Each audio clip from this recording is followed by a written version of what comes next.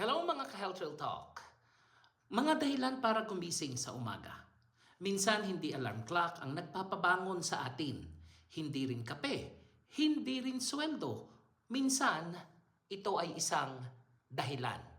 May mga araw nagigising ka na parang pagod ka na kahit hindi pa nagsisimula ang araw. Lalo na kung OFW ka.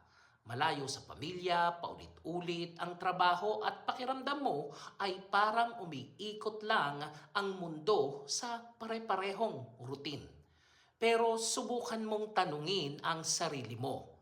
Bakit ka pa rin ba bumabangon? Bumabangon ka para sa mga taong umaasa sa iyo, para sa mga anak na nangangarap, para sa magulang na tumatanda, para sa pamilya na umaasang magiging mas maganda ang bukas.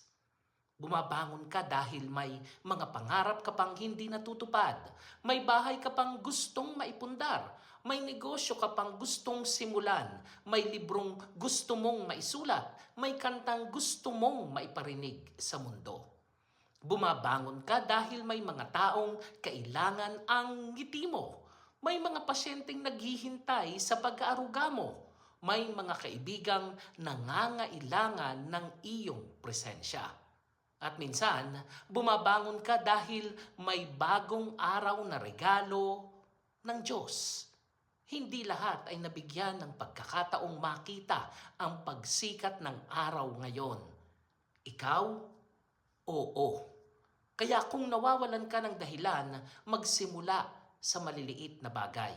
Isang tasa ng kape, paglalakad kasama ang alagang aso, tawag mula sa mahal sa buhay, paboritong kanta, isang panibagong pagkakataon. Hindi mo kailangang baguhin agad ang buong buhay mo. Kailangan mo lang magkaroon ng sapat na dahilan para bumangon ngayong araw. At baka bukas, mas marami ka ng dahilan. Health Real Talk. Hindi lahat ng gumigising ay masaya.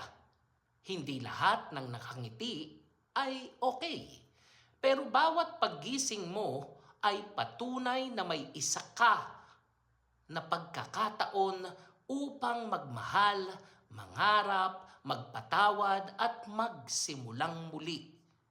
Kaya ikaw, ano ang dahilan mo para gumising ka ngayong umaga?